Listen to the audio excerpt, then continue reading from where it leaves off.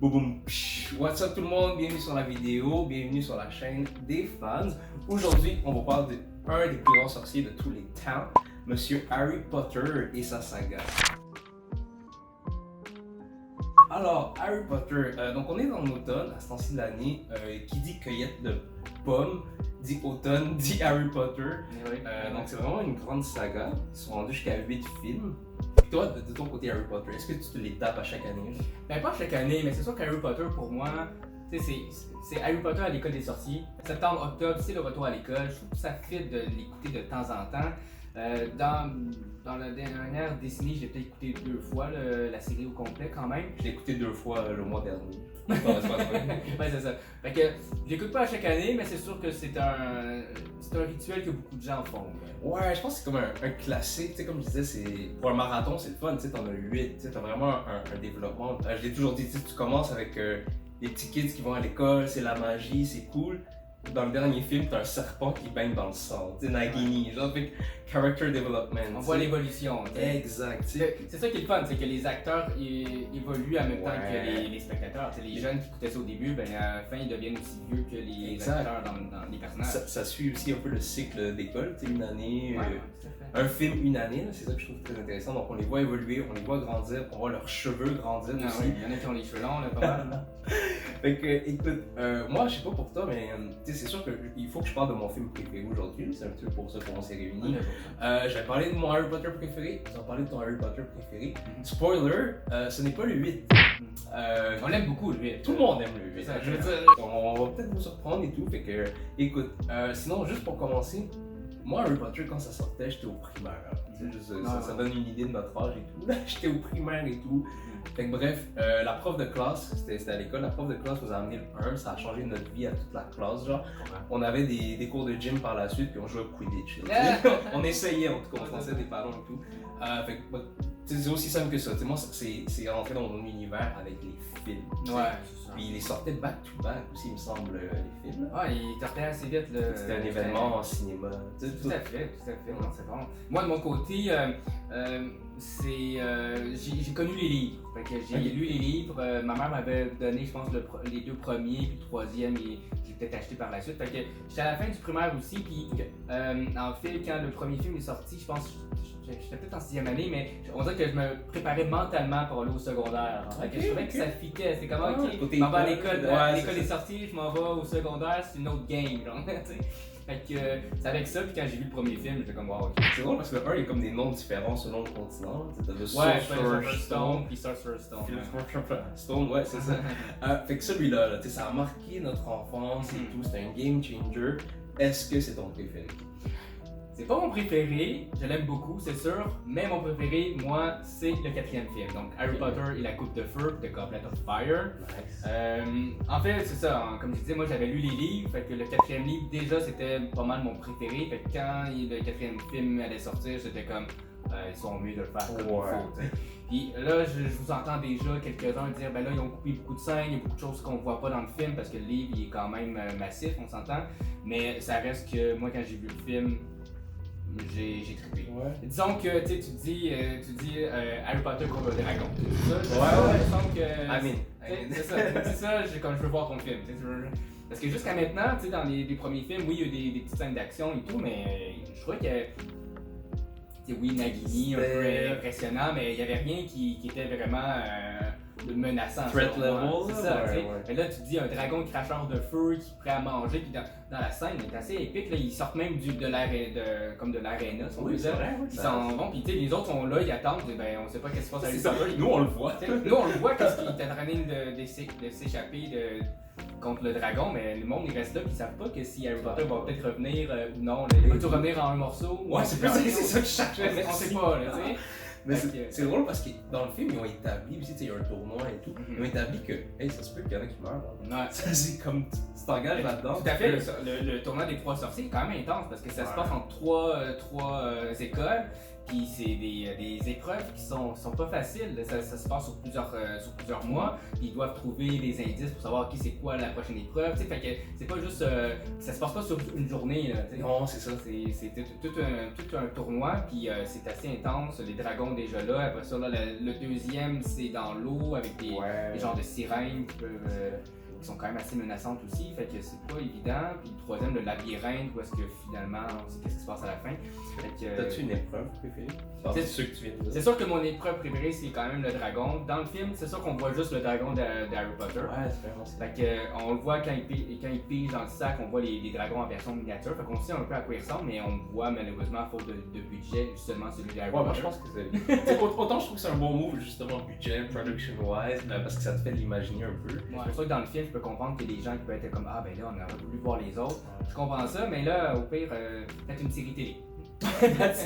C'est surtout le fait que on voit la rivalité entre les autres écoles, on voit aussi les jeunes qui sont ados, là. Fait que tu les vois un peu le petit côté teen drama, un peu la petite romance, Hermione qui finit par sortir avec le champion de le douche. C'est ça. Le number one de notre école. C'est là qu'on voit qu'un peu que Ron est un peu jaloux aussi. Parce qu'il y a un bal, je pense. Le bal de l'hiver, si on peut dire. Fait qu'on voit ça un petit peu, puis même je pense que on le voit pas tout à fait dans celle-là, mais Harry Potter commence à avoir un petit pour Cho Chang, je pense que dans le film d'après on le voit un peu plus. Fait que on voit un peu la romance qui se crée entre les personnages. Fait que c'est vraiment ça que j'aime. L'autre chose que je voulais dire, c'est ça que on sait que dans les Harry Potter, d'un film à un autre, ça devient de plus en plus dark. Même chose pour lui, bien sûr. Puis que là, on est rendu au 4e, fait qu'on s'entend, que veut pas, ça commence à être de plus en plus dark, fait que c'est cool. Puis aussi, ben, c'est le retour. Spoiler! Tu sais qui. Fait que c'est le retour de Voldemort, mais encore là, c'est juste Harry Potter qui le voit. Fait que, tu sais, on sait que dans le monde d'Harry Potter, il y a bien du monde qui sont pas trop pour Harry Potter, d'autres qui le sont. Fait que là, il est polarisant. C'est ça, tu sais, qu'est-ce qu'il dit Harry Potter, c'est-tu vrai ou non? Fait que ça reste très des rumeurs ou quoi que ce soit. Mais nous, en tant que spectateurs, on le voit enfin. Fait que, tu sais, ça, c'était quand même vraiment le fun. Fait que c'est les plusieurs raisons pourquoi j'aime beaucoup le 4e film. Ouais, je te comprends. Il est très action-packed aussi et tout. Puis ce que tu disais, dans le fond, avec la fin avec Voldemort, ben, c'est comme la conclusion. Tu sais, ça finit qu'il revient à la vie. Ouais. Fait que je trouve ça pas pire pour finir un film parce que, honnêtement, on s'est pas vraiment parlé, consulté par rapport à ça, mais mon film préféré, à moi, c'est le 5e. C'est l'Ordre du Phénix. Fait que, tu sais, autant il me passe le flambeau pour que je parle de mon film, autant on va continuer dans cette lignée-là. Donc Voldemort revient et tout, donc en commençant le film, justement, je trouve que ça nous met dans un état d'esprit différent parce qu'on montre l'évolution, justement. Le mal est présent, il y a des méchants, il y a des vilains, et veut pas, celui qu'on ne doit pas nommer, on en parle depuis le 1. Puis on voyait pas son visage, c'était très mystérieux, puis tout. Là, on commence le 5, Ordre du Phénix. Il est là et il fait ses moves. Je me rappelle à l'époque, il montrait l'annonce, puis Harry est comme moi, je veux mon armée, moi je veux me battre, moi je veux me battre, c'est ça. Quoi de mieux que de ramener du vilain. Fait que pour beaucoup de ces raisons-là, moi c'est sûr que c'est un de mes préférés. On voit l'évolution, un highlight, il y en a beaucoup. Je pourrais faire une vidéo juste sur Harry Potter et le 5e film. Mais un de mes highlights, moi c'est sûr que c'est l'acte final. On a le combat d'un des plus grands sorciers de tous les temps. On a Dumbledore versus Voldemort. Et je l'ai souvent vu, moi, la manière que je le vends, la manière que je le vois, en termes d'écriture et tout, c'est vraiment, il y a un côté maître contre élève. C'est vraiment comme ça que je le vois. Un peu comme Obi-Wan puis Anakin. Oh, clin d'œil. C'est juste commun de voir un élève qui se retourne contre le maître. Ils l'ont un peu teasé, je pense, dans les autres films. On apprend que c'est Tom Riddle. Il y avait un lien avec Dumbledore et tout. Fait que bref. Là, on n'est plus à l'école, on est vraiment dans une situation de vie ou de mort. Et Dumbledore protège Harry tout en se battant contre le Lord of Darkness. Et là, sors-les le budget, sors-les les effets spéciaux. De l'eau, du feu, des ci, des ça. Et j'oublierai jamais, là, j'étais dans la salle de cinéma, je voyais ça. Puis une des seules choses que je pensais, il y a un contexte, là, on est dans les années 2000 et tout, j'étais comme, ok, on peut faire Avatar The Last Airbender. C'est vrai, les éléments et tout. Oui, Wow. la qualité qu'il y avait dans cette scène-là. Fait que bref, moi j'ai vraiment aimé ce petit combat-là. Tu sais, c'est sûr qu'il y a une culmination qui amène à ça. Ouais, c'est ça.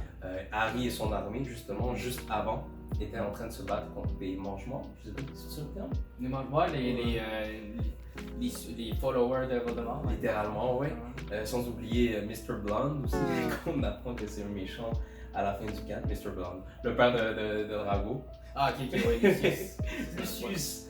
Fait que bref, je trouve que le 5 est vraiment action-pack, c'est sérieux. Il y a un côté dark encore qu'on va retrouver de plus en plus dans les autres films, mais vraiment ça reste dans mes tops pour toutes ces raisons-là. Ouais, puis en plus, à la fin du 5e film, il y a aussi quelque chose quand même de tragique qui se passe à Harry Potter. Oui. On a un moment que j'aime dire ah, c'est trop beau pour être vrai. Le filleul qui se bat avec son parrain, mais avec, tu sais, contre, en duel et tout, et boum, il meurt. Ouais. C'était choquant, je vais t'avouer. C'est pour ça que je trouve que ça amenait vraiment, ça culminait à ça.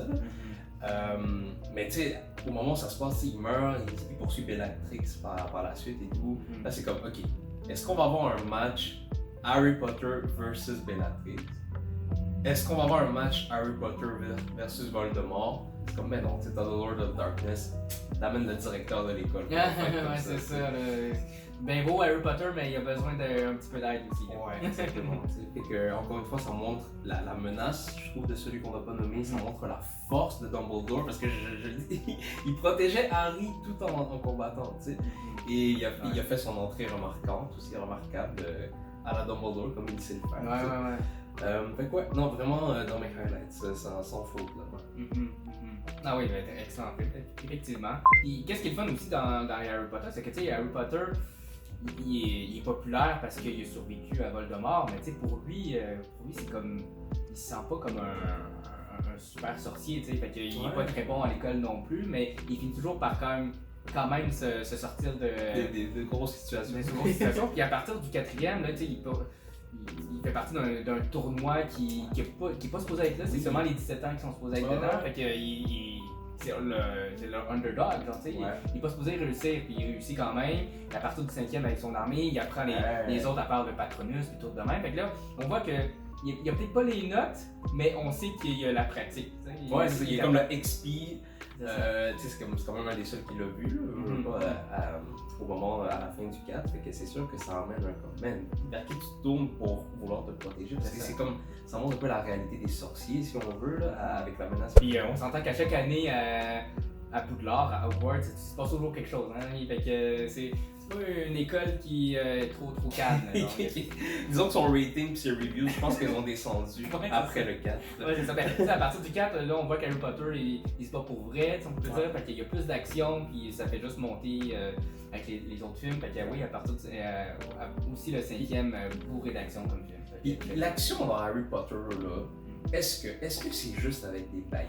Hein? Là, c'est le moment où je plug de la merch. Shout-out à Sherox. C'est pas commandité ni rien, mais c'est souvent là que j'achète mes articles de geek et tout. Fait que, écoute, une belle baguette et tout. Est-ce qu'ils se battent juste avec ça?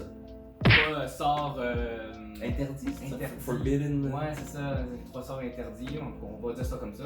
Ben, que c'est sûr que c'est plus avec les baguettes, mais on a quand même vu parmi la série des sorciers qui étaient capables de faire des trucs sans baguette aussi. Ouais, exact. Encore ils ont des balais, ils peuvent faire des spells, ils ont des animaux fantastiques. C'est le genre de film que je vais toujours remarquer quelque chose que j'avais pas remarqué au début. Ou, tu sais, comme je veux pas, on vieillit et toutes les situations, fait que je les apprécie différemment à chaque fois, mais ça reste des bons films. Ouais. Avec l'univers qu'on construit, je pense que c'était comme inévitable que ça allait être un succès. Oui, c'était tellement un succès qu'ils ont ramené Cédric Diggory à la vie dans un multiverse nommé Édouard Cullen. Les teens, comme tu disais tantôt, vu que c'est basé sur des livres et tout, je pense que ça a montré aux autres comme hey, je suis capable mais ça a amené justement les YA novels, les Young Adult novels. Ok, oui, c'est comme ça. Twilight et compagnie. Twilight. Vas-y, nomme-les. Je les connais pas vraiment. Moi, je les connais. Il y a les Twilight, il y a les Divergents, il y a les Hunger Games. Oh, ben oui, c'est vrai. Il y a pas les. je vais arrêter là.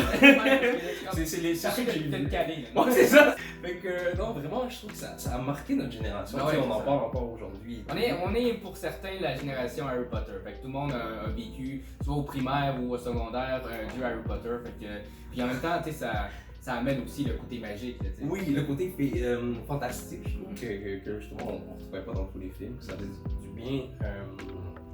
C'était satisfaisant à voir, mais c'est aussi gros budget, tu sais, des dragons, des vols et tout. Puis pour les profs et tout, je pense qu'ils trouvaient la façon de rendre ça éducatif et tout. Je vais vous demander de liker la vidéo si un de vos profs, aussi avec l'école, vous êtes allé voir un des films. C'est sûr. C'est sûr. C'est sûr? Bon, ben ok, on va voir avec les likes. C'est ça. Moi, le 4, fun fact, c'est avec l'école que je suis allé le voir. Tout le monde aime Harry Potter d'une certaine manière. Donc, dans les commentaires, dites-nous si vous écoutez souvent les Harry Potter, si vous faites souvent des marathons. Puis aussi, est-ce que vous avez aimé les films, les animaux fantastiques, les Fantastic Beasts? Parce que c'est sûr que c'est un peu mitigé quand même. Mais moi, j'ai fait le super quiz. Ok, Puis en fait, je me suis rendu compte que j'étais un pauvre souffle. Fait que j'ai ici ma toche de sorcier. Un vrai? Un vrai Hufflepuff. Cédric Dégory est un pauvre souffle aussi. Et aussi Norbert Dagono. Je ne m'appelle plus son nom en anglais, mais bon. Fait que, voilà. Je suis un sorcier, ben oui. Dude, avertis-moi quand tu fais des changements comme ça et des sorts comme ça.